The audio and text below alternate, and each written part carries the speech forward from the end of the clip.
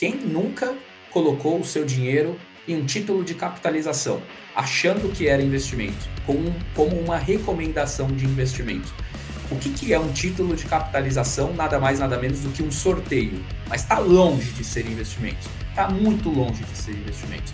E claro, existe agora um conflito de interesses das instituições financeiras por estarem saindo recursos de lá ou deixando de entrar recursos lá para ir para casas de apostas. E não é à toa que quem pode entrar a qualquer momento em bets com a sua própria bet, a rainha da loteria, Caixa Econômica Federal. A Caixa Econômica Federal vai ter a sua própria bet. Então, olha só, estamos preocupados até o momento que a gente não ganhe com isso. Mas a partir do momento que a gente ganhar com isso, tá tudo ok. Ninguém tá pensando no cara da bet, não. Na pessoa que tá apostando, né? Enfim, tá todo mundo pensando só no seu. Tá, estão roubando o meu monte aqui. Como que eu faço para tê-lo de novo? O governo está preocupado com as pessoas? Não está preocupado. Ele está regulando para quê? Continue apostando, mas o meu imposto aqui, a minha receita está garantida. Embora seja seguro o mercado tradicional, com certeza, regulação, CVM, ambiente de bolsa de muitos anos, criptomoedas têm ganhado força e têm tirado muita gente dos investimentos tradicionais. E aí também veio um chororô muito grande dos bancos e agora eles se entregaram. Você consegue até comprar criptomoedas, Bitcoin, em grandes instituições como Itaú, BTG. Um embrólio todo aqui que eu falei, misturando um monte de coisa. Pergunta que eu faço é, a B3 morreu? Fala pessoal, Eduardo Mesquita aqui, o seu banker, para mais um vídeo, para mais um papo com o seu banker, com o meu fiel escudeiro Matheus Brasil. Como estão as coisas, Matheus? Tudo bem? Fala, Edu, tranquilo por aqui. E aí, na paz? Tudo ótimo também, graças a Deus. Vamos tocando a vida. E nesse vídeo de hoje, nesse bate-papo, nós vamos falar sobre apostas esportivas, jogos de azar. O Brasil está inundado de bets, mas não só o Brasil, o mundo, quais as consequências que isso traz para a população, para a economia, mercado financeiro, que ligação que a gente pode fazer com um outro mercado que veio anos atrás e tira cada vez mais pessoas da bolsa de valores, por incrível que pareça, que são criptoativos, enfim, vamos abordar principalmente a questão das bets. A gente pode começar, Matheus, não sei o que você acha, mas primeira coisa que me passa pela minha cabeça, por que é tão popular bets? Apostas esportivas, por exemplo, ou jogos de azar, como o jogo do Tigrinho. Por que você acha que faz tanto sucesso com as pessoas, principalmente até mesmo a classe mais baixa? Cara, acho que vamos num bate-papo mesmo. Acho que um dos primeiros motivos que me vem à cabeça é a perspectiva do ganho fácil. Então, a ideia de ganhar de forma fácil, e não só ganhar, né, mas ganhar muito. Então, essas plataformas aí de jogos, de apostas, esses cassinos online e tudo derivado disso, a grande perspectiva que as pessoas têm é uma forma fácil, rápida, de ganhar muito dinheiro. Então, acho que é um dos motivos ali. Acho que tem o segundo motivo, esse menos impactante, mas também é que é fácil usar. É fácil fazer uma aposta, é fácil jogar. Então, se a usabilidade fosse difícil, talvez fosse um impeditivo para as pessoas usarem, jogarem. Mas como não é, as pessoas veem um ganho fácil, perspectiva de ganhar muito, e uma usabilidade fácil, né? É fácil navegar, é fácil jogar.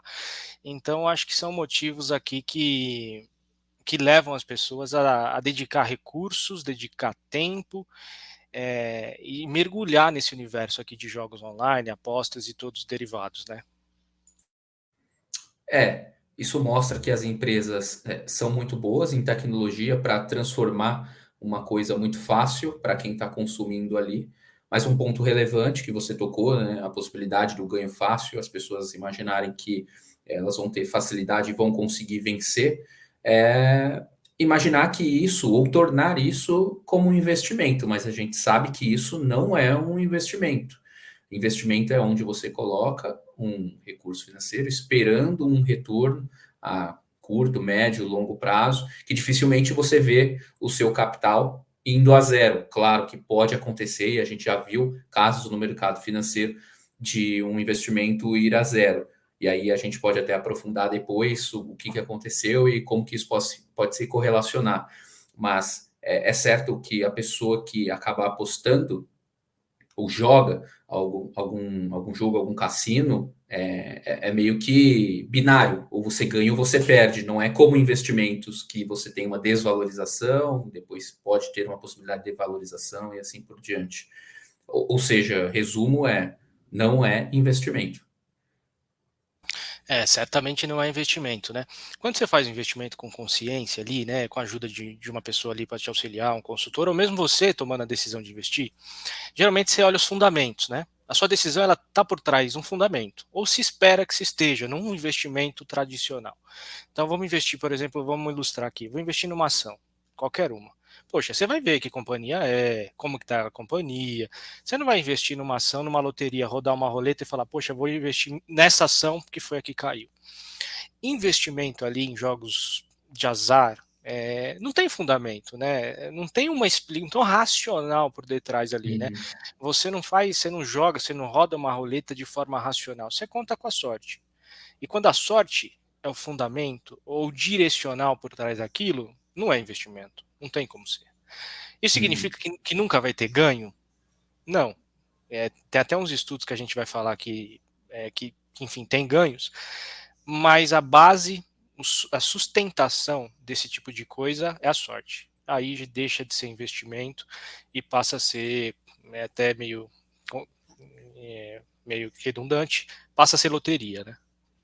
Sim. E até a gente pode se lembrar de uma brincadeira que eu fiz algumas semanas atrás, depois que a gente terminou um outro bate-papo, que era um jogo entre Corinthians e Palmeiras do futebol feminino, e eu brinquei, né? Poxa, esse é um jogo que seria fácil apostar, porque o Corinthians no futebol feminino é uma máquina, provavelmente ia ganhar do Palmeiras no segundo jogo. Brinquei com você que, olha, talvez por isso que as pessoas apostem, porque essa é uma barbada, o Corinthians vai ganhar do Palmeiras. No final, o que aconteceu? O Palmeiras ganhou do Corinthians. Ou seja, mesmo até aquilo que parece óbvio em apostas esportivas pode se tornar um risco. A pessoa pode apostar muito alto, porque ela acredita fortemente que aquela probabilidade alta do favorito vencer, e acontece a zebra de não vencer. E aí simplesmente a pessoa não tem uma desvalorização do seu capital. Ela simplesmente perde tudo que apostou.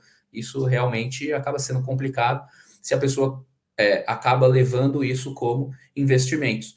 E na minha visão, muito disso acaba acontecendo, além da possibilidade do ganho rápido, é a falta da educação financeira que a gente encontra não só no Brasil, mas principalmente no Brasil. As pessoas não têm conhecimento do que é de fato investimento, quais são as características, os tipos de ativos de investimentos, quais investimentos recomendados por um perfil que ela tenha, conservador, moderado, agressivo, e principalmente também a questão da alta preferência temporal, ou seja, a pessoa quer de fato ter um ganho rápido, não se planeja, não se preocupa com o médio e longo prazo.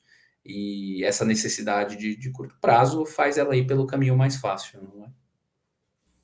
Não, exatamente, perfeito. E assim, quando você ouve assim, pessoas que estão mergulhadas nisso, geralmente são pessoas que viram alguém tendo sorte num momento poxa, deixa eu me aventurar também. E entra num círculo vicioso, sabe? Ganha a primeira, perde mais 5, mas a retrospectiva de ter ganhado uma vez vai fazendo com que a pessoa ela vicie, né? Acho que a nossa conversa aqui, né, não é nem não é uma discussão de certo e errado, mas é, como você bem falou, uma coisa de educação financeira, né? E eu acho que o conceito talvez mais importante aqui é o custo de oportunidade. O recurso que eu estou fazendo aqui nesses jogos aqui, qualquer um que seja, aposta, tigrinho ou qualquer outro, poxa, qual que é o custo de oportunidade? O que eu estou deixando de fazer, investir ou mesmo usar os recursos para estar colocando nisso, né? Então, acho que aqui não é uma discussão. Eu acho que tem coisas morais aqui, de vício, essas coisas, mas não é para se adentrar nisso, é uma discussão de custo de oportunidade. Porque eu acho que as pessoas têm muito uma perspectiva de que, cara, para investir eu preciso de muito dinheiro. Para investir de forma sofisticada eu preciso de muito dinheiro. E eu acho que não. Acho não, certamente não. Você consegue montar uma carteira de investimento ali diversificada, ou seja, em muitas classes de ativos, com poucos recursos ao longo da sua vida. E com, certamente, a expressão mais fácil, com segurança, né? Não sem risco, mas com segurança e com paciência ali você consegue acumular patrimônio. Perfeito. Você me deu dois ganchos aqui, Matheus. O primeiro é a questão que o que nós estamos fazendo aqui é exatamente isso, né? Eu tenho o objetivo, criei o canal do Banker para instruir as pessoas e mostrar que é possível investir com valores bem baixos. E o gancho que você me deu é do que, de fato, não criticar pessoas que tomam decisões de investir, de apostar, porque muitas pessoas, ao lerem matérias ou informações a respeito disso, que muitos cidadãos estão apostando atualmente, qual que é o raciocínio lógico das pessoas? Pô, essa pessoa não está pensando muito bem do que ela está fazendo com o patrimônio dela, com o recurso que ela tem. Tem notícias falando, né, de pessoas que recebem Bolsa Família, tem direcionado boa parte do valor ou uma parte do valor para apostas. É legal a gente se colocar na posição dessas pessoas, estar colocando-se no lugar dela, a fim de, poxa, na situação que ela está, como que eu agiria naquela mesma situação? Com um baixo salário ou com um auxílio? Qual é a minha possibilidade de enriquecer ou de fato, ver o meu patrimônio se multiplicar significativamente, até mesmo no longo prazo? Assim, muito difícil você ver uma pessoa que recebe muito pouco e que consegue investir um volume baixo, de fato, se crescer de forma significativa financeiramente. Então, é natural você perceber que essa pessoa enxerga apostas, bets, enfim, cassino, que seja uma forma de ela tentar tirar a sorte grande e virar esse jogo que ela está vivendo no momento. Então, a gente tem que entender a situação do outro, ter essa empatia, mas uma vez que a gente sabe que a possibilidade dela vencer e chegar nesse objetivo é muito baixa, para não dizer zero, então instruir essa pessoa que ela pode ter um outro caminho a escolher, mas ao mesmo tempo se colocar no lugar da pessoa e saber que, poxa, talvez essa de fato possa ser uma das poucas possibilidades que ela tem de mudar de vida, né? E não atacar e assim por diante. É, aí eu não sei se você quer comentar sobre isso, mas eu já vou falar de uma outra coisa, que é um segundo gancho que você deu, e aí você pode mesclar as duas coisas. O segundo gancho, o que, que é? A pessoa definir do custo de oportunidade que ela está tendo, se ela aposta, abrir mão de outra coisa. E a gente tem visto que ela estar abrindo mão dessa outra coisa, muitas vezes é deixar de pagar uma conta que ela tem, que ela já fez essa conta, ou até mesmo deixar de consumir bens básicos que acaba afetando a nossa economia, como o varejo alimentício e assim por diante. Ou seja, já tem instituições se preocupando com o novo hábito de gastos da população por conta do aumento no volume de recursos aplicados, e aplicados não sim de investimento, mas sim de colocados nesse tipo de apostas, cassinos e assim por diante, não é isso? Você também já deve ter lido sobre isso. Não, perfeito. Acho que você deu o gancho aqui para a gente trazer dois estudos aqui desse universo. Primeiro, aqui no Brasil, essa discussão no Brasil é mais recente, né? Principalmente apostas esportivas aí, ela veio com força ali de recentemente, não é uma coisa que se tem histórico ali para analisar, né? Mas eu Uhum. acho que o estudo que ficou muito na mídia nas últimas semanas foi do Itaú, né? Itaú, ali o time de pesquisa do Itaú condensou, eles foram lá no Banco Central ver os gastos ali das pessoas com apostas esportivas, né? Por que no Banco Central? E aí gastar 30 segundos aqui para falar da metodologia. Porque essas empresas que têm esse tipo de jogo, seja aposta, seja cassino, elas são sediadas fora do Brasil. Então, de alguma forma, o faturamento delas é no exterior. E aí o Banco Central que computa esse recurso dolarizado, digamos assim, né? Então, o que o Itaú fez? O Itaú foi basicamente fazer uma conta. O quanto que as pessoas colocaram de dinheiro nessas plataformas e o quanto que conseguiram sacar. Ou seja, porque a gente falou no começo, né, de que as pessoas ganham, né? As pessoas ganham recursos e as pessoas também têm prejuízo. O Itaú, olhando os dados do Banco Central, percebeu, cara, as pessoas colocam 68 bilhões nessas plataformas e sacam 44 bilhões. Então, a conclusão Uhum. ali que o estudo do Itaú chegou é, poxa, a gente está vendo brasileiros perderem 23 bilhões com apostas esportivas, cassino, então aqui é tudo, tá? Que não é só apostas esportivas, é bom Uhum. diferenciar isso, porque um outro estudo que eu vou falar é só apostas esportivas. Mas, cara, é muito dinheiro. E é o que você falou, né, do 23 bilhões. Não é só dinheiro que as pessoas ali de forma intencional falam, isso eu vou apostar. Cara, é dinheiro de uma conta, é dinheiro que poderia estar aplicado numa renda fixa aqui pós-fixada, é dinheiro, poxa, que poderia estar bancando alguma outra coisa. De novo, a palavra-chave é custo de oportunidade. Cara, 23,9 bilhões que poderia estar circulando na economia em forma de consumo, em forma de poupança, em forma de investimento, que de certa forma é perdido ali. Eu vou colocar perdido porque é uma conta negativa, né? A entrada menos a saída. Com apostas esportivas, né? Então, é um negócio bastante preocupante aqui. De novo, sempre num viés de educação financeira. Porque, cara, imagina 23 bilhões livres ali, aplicado, rendendo, enfim. Então, me chamou a atenção bastante esse estudo aqui do Itaú. Não sei se você quer falar antes de eu entrar no segundo estudo, mas é uma cifra alta, né? É uma cifra muito alta, mas pode mandar ver já no segundo estudo, porque aí depois eu emendo também os dois pontos. Legal. Cara, o segundo estudo que eu tava lendo é um dos Estados Unidos, porque nos Estados Unidos essa discussão é mais longa.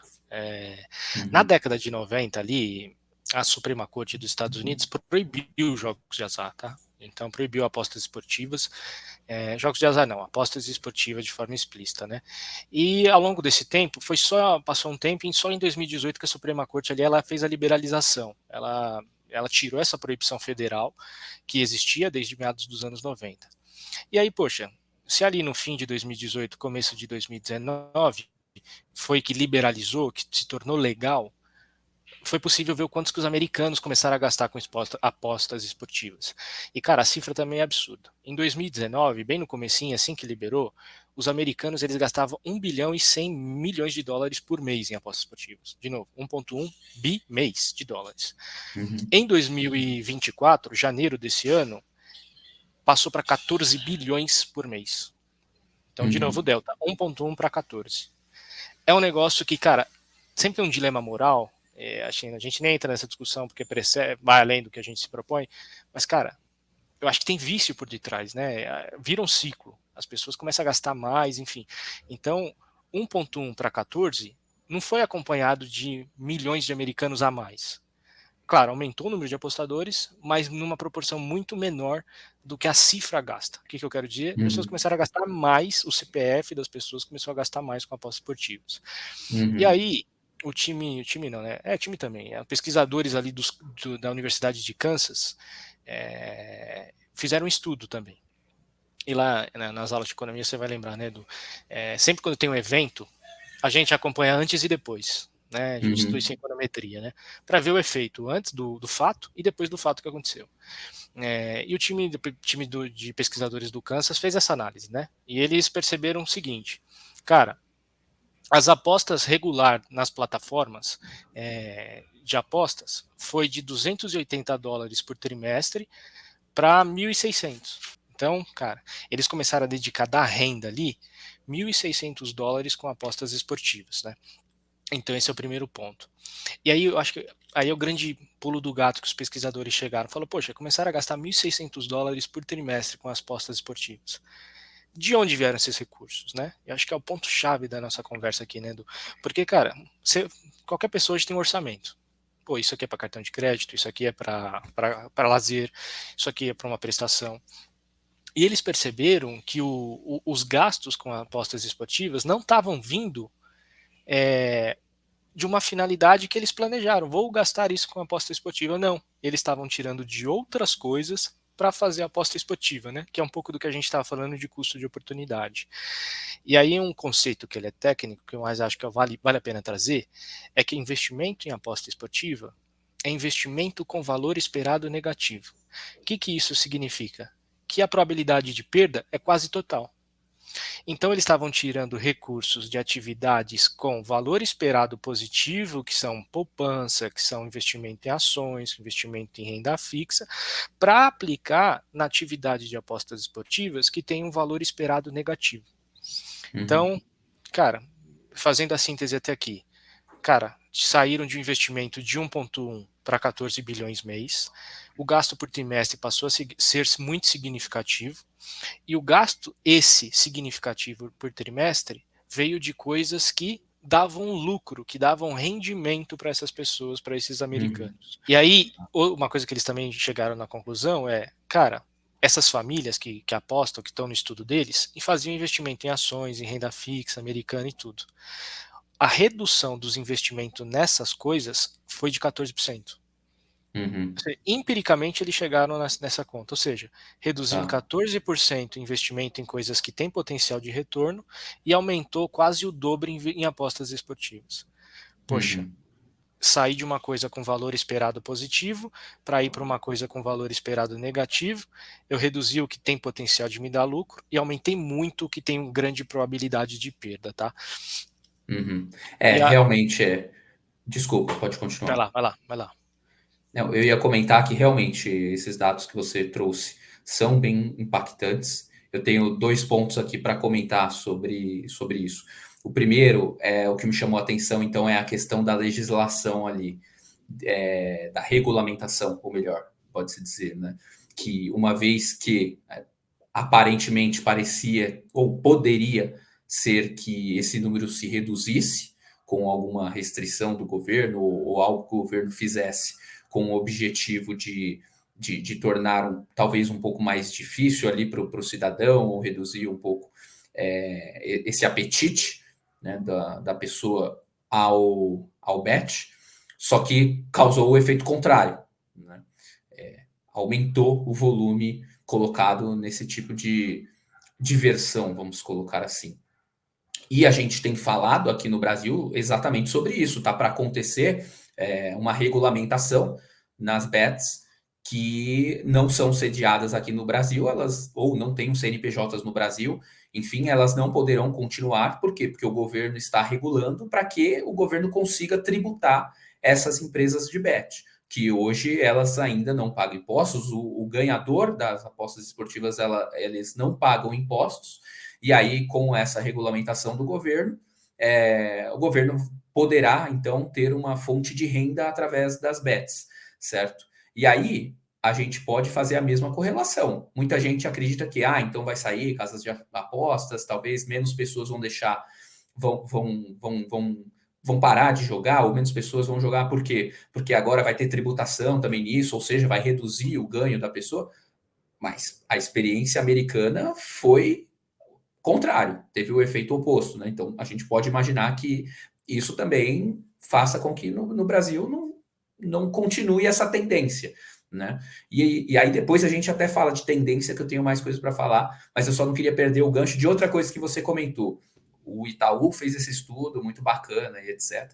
E você comentou que as pessoas começaram a retirar investimentos de fato para até colocar em, em bets e jogos de azar. Vou ser bem polêmico aqui, hein? E aí eu quero que vocês, ouvintes, telespectadores, coloquem aqui nos comentários se vocês concordam comigo ou não. Legal o Itaú fazer esse levantamento, poderia ser qualquer instituição financeira, mas quem nunca colocou o seu dinheiro em um título de capitalização, achando que era investimento, como uma recomendação de investimento? O que é um título de capitalização? Nada mais, nada menos do que um sorteio, né? E se você não for sorteado, em algum momento você pode retirar o próprio dinheiro que você colocou. Poxa, você não perde dinheiro igual apostas esportivas, mas está longe de ser investimentos. Está muito longe de ser investimentos. Então, a gente não tem como saber se esses investimentos que foram retirados lá nos Estados Unidos era esse investimento como um título de capitalização aqui do Brasil, ou outras modalidades que são chamadas de investimentos, que existem em instituições financeiras e que, na verdade, não são investimentos nenhum. E aí me dá até o gancho de colocar uma informação que eu vi ao longo das últimas semanas, que os bancos estão de fato se mexendo, estão incomodados, a inadimplência vem aumentando por conta disso, e aí querem que nem o cartão de crédito mais possa ser aceito nas casas de apostas. Para quê? Para que não facilite o pagamento, a transferência de recursos para essas casas, fazendo com que isso seja feito apenas por boleto, por Pix, ou seja, dificulte um pouco a entrada de recursos nessas bets e saída de recursos dos bancos. Então, é ótimo que a gente tenha estudos como esse. Mas, é claro, existe agora um conflito de interesses das instituições financeiras por estarem saindo recursos de lá, ou deixando de entrar recursos lá para ir para casas de apostas. E não é à toa, não é à toa que quem pode entrar a qualquer momento em bets com a sua própria bet, a rainha da loteria, Caixa Econômica Federal. A Caixa Econômica Federal vai ter a sua própria bet. Então, olha só, estamos preocupados até o momento que a gente não ganhe com isso. Mas a partir do momento que a gente ganhar com isso, tá tudo ok. E também loterias também não tem nenhum problema. A gente sempre teve isso, nunca foi um problema. Podem continuar aí. O problema agora são as bets, as loterias esportivas, né? Então, enfim, a gente tem que ter muito cuidado também com quem está fazendo, com o que estão escrevendo, quais são os interesses, porque é o jogo de rouba-monte. Né? Dinheiro não é infinito. Pode até ser, se o governo imprime mais dinheiro, que é o que já acontece também, mas está longe ainda de ser infinito. Eu tenho até uma outra correlação aqui para fazer, Matheus, mas se você quiser comentar alguma coisa aqui da minha polêmica, fica à vontade. Acho que eu vou pegar só o ponto aqui do aumento do gasto com cartão de crédito de juros, porque esse estudo americano ele também chegou nessa conclusão, tá? Essa parte da preocupação do banco eu acho legítima. No momento que interfere ali no core deles, né? Puxa, eu estou aumentando a inadimplência, eu identifiquei a causa estrutural disso, eu vou me mexer. Então, nesse estudo ali, pegando aqueles mesmos residentes que eu estava contando, que aumentou o gasto por trimestre, que reduziu os investimentos em 14% para fazer apostas esportivas, eles perceberam que aumentou as dívidas do cartão de crédito em 8%. E o uso de cheque especial também aumentou de forma expressiva. Ou seja, as pessoas de fato estavam começando a se endividar para apostar. Basicamente, o uso de um cartão de crédito e é o endividamento. Né? Então, qual que a sua provocação, a sua avaliação ela é interessante, Edu, mas eu vou voltar para a tecla do impacto disso na vida familiar das pessoas, né, do CPF. Obviamente tem conflito de interesse, obviamente tem lobby por detrás, tem fator arrecadação, mas, cara, no momento que eu sei que o negócio tem probabilidade alta de perda e eu começo a me endividar para apostar, aí moralmente tem um problema. Então, eu acho que essa é a minha provocação com esses dois estudos, né? Poxa, o estudo do Itaú provou tem muito dinheiro sendo perdido, e esse estudo americano, um pouco mais longo aqui, mostrou de forma prática o impacto na vida das pessoas, deixando de investir em coisas com potencial de retorno e aumentando o endividamento ali. Então, para além de conflito de interesse que existe, para além de lobby que existe, a gente está vendo impacto grande ali na vida das famílias. E uma coisa importante que você pegou no começo e eu vou enfatizar aqui, é sobretudo famílias de baixa renda. E eu acho que isso, particularmente para mim, é um agravante, né? Que são famílias, porque, cara, a capacidade de poupança de uma família de baixa renda é baixa, por razões óbvias. Então, é um orçamento muito limitado.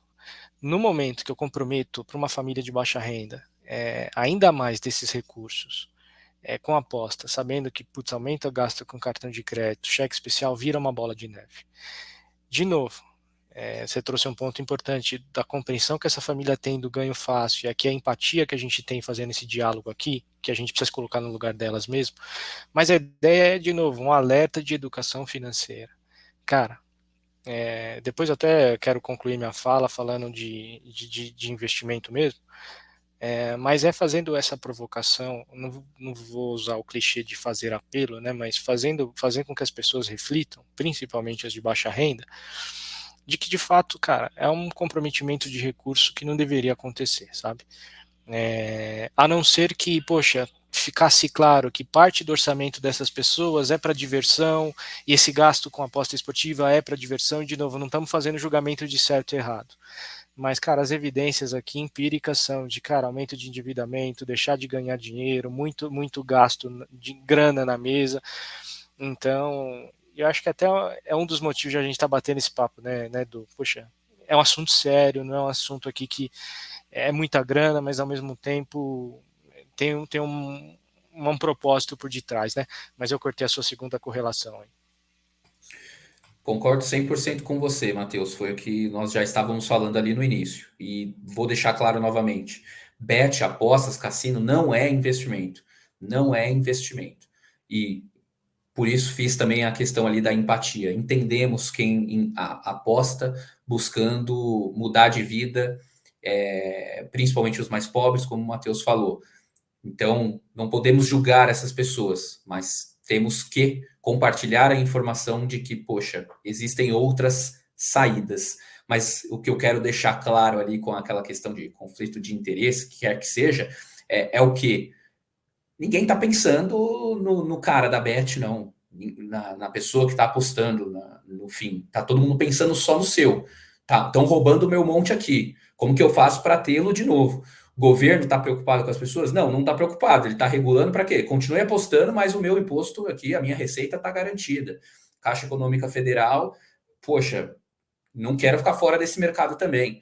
E aí, antes até da minha outra correlação, uma coisa que eu lembrei. Olha as consequências que podemos ter, hein? Sabe qual que é a nova bet? É a Flabet, a bet do Flamengo. Então imagina, agora nós temos uma casa de apostas de um time de futebol, que naturalmente quem vai apostar nessa casa de apostas, naturalmente devem ser a maioria torcedores do Flamengo. Mas aí como funciona? A maioria de torcedores do Flamengo vão apostar no Flamengo, não vão? Provavelmente sim. Mas e aí? Se tem muita gente apostando no Flamengo, o Flamengo tá ganhando.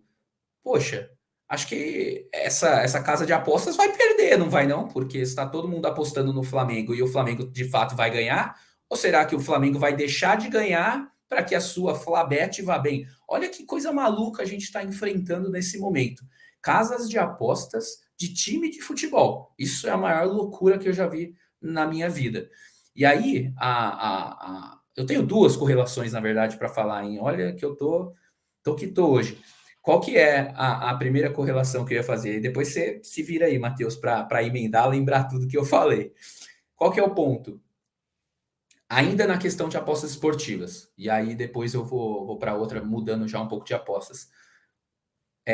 Tem muitas casas de apostas que fazem um simples patrocínio na TV, com propaganda, num podcast, né? Contrata algum ex-jogador ou atual jogador para participar de propagandas.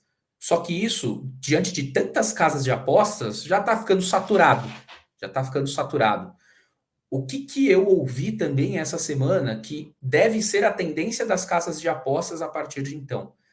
Elas começarem a comprar não só um espaço para que você, em alguns minutos, fale da casa de apostas. Não, a casa de apostas vai ser dona de um podcast. Ela vai ser uma investidora do host, do co-host do podcast. E ela, de fato, vai ter um canal, então, de mídia dela para expandir ainda mais a sua influência. Então, olha só a que ponto estamos chegando. As casas de apostas estão comprando não só espaços na TV com propaganda, mas sim programas em internet hoje, até para atingir de forma mais nichada quem ela quer atingir. Então, o mundo dos negócios também está mudando, principalmente na internet, por conta da dinâmica da casa de apostas. E aí, para finalizar aqui, não ser só um monólogo, né? Fazem alguns anos que criptomoedas vem sendo um destaque ou vem crescendo cada vez mais o interesse do investidor a respeito de tal. Isso tem feito tem representado, tem refletido de forma significativa na saída de capitais, de remessas para fora do Brasil, para fora, então, né? Obviamente, para corretoras, exchanges de criptomoedas. E aí a saída acaba sendo de bancos, de corretoras, de títulos de renda fixa, ou até mesmo pessoas que nem investiam, e até mesmo de ações. Não é à toa que eu vejo muitos influenciadores de criptomoedas ou investidores de criptomoedas colocando a hashtag a B3 morreu. Por quê? Porque com criptomoedas, a blockchain, principalmente falando assim de Bitcoin, você consegue ver todas as transações, você consegue fazer uma análise que é chamada de análise on-chain, que é analisando todos os dados da rede. E a gente tem a B3, onde a gente tem que confiar ali nas instituições que fazem as análises de balanço, confiar no report que as empresas estão divulgando dos seus resultados, etc. E a gente já teve casos aí, né, muito conhecidos de que esses números não eram tão fidedignos assim. Mais recente, lojas americanas. Tivemos a questão da Light também, empresa de energia no Rio de Janeiro, quebrando, recuperação judicial. No passado, uma década atrás, praticamente, OGX, a questão do Eike Batista. Então, embora seja seguro o mercado tradicional, com certeza, regulação, CVM, ambiente de bolsa de muitos anos, criptomoedas têm ganhado força e têm tirado muita gente dos investimentos tradicionais. E aí também veio um chororô muito grande dos bancos e agora eles se entregaram. Você consegue até comprar criptomoedas, Bitcoin, em grandes instituições como Itaú, BTG, Nubank e assim por diante. Então, para passar aqui para você, Matheus, e aí nesse embrólio todo aqui que eu falei, misturando um monte de coisa, pergunta que eu faço a B3 morreu? Cara, certamente não. A B3 não são só ações, né? Acho que a B3 ali é um Perfeito. mercado de infraestrutura ali que eu vou dar uma resposta menos empolgante do que você, do que você esperava. Mas certamente não. Eu acho que o mercado de renda variável está vivo, o mercado de balcão está vivo, as operações estruturadas aqui que existem na B3, futuro, a termo, commodities, está viva. Mas, cara, o surgimento de criptomoedas é importante para o investidor. Eu acho que tem que ter ali um investimento ali, ter mais uma classe ali com fundamentos. Eu acho que se existia uma dúvida um tempo atrás se a criptomoeda se provava ou não, acho que não existe mais, ela se prova. Uhum. O que eu vejo é que tem poucas pessoas com domínio para explicar com profundidade esse universo. Uhum. Porque, cara, mercado de ações, cara, você faz ali um modelo de fluxo de caixa descontado, puta, tá certo ou errado o modelo? A empresa vai quebrar ou não? Mas, cara, você tem ferramentas para fazer projeção.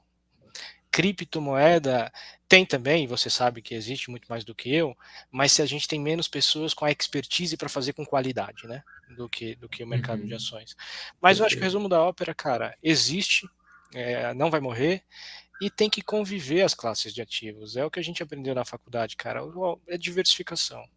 Concordo. Diversificação não significa que vai ser 10% para cada. Pode ser que, cara, o investidor acredite que muito em Bitcoin e seja a maior parcela do patrimônio dele, mas ainda assim ele tem que abrir espaço para outras classes, né? Uhum. Então, tudo isso aqui para falar, a gente começou com a aposta esportiva e veio nessa discussão, mas eu acho que é um gatilho importante para falar, cara, olha o tanto de classes de ativos e de investimento que existem para a gente estar alocando recursos em apostas esportivas e jogos de azar e tigrinho e tudo, tá? Enfim.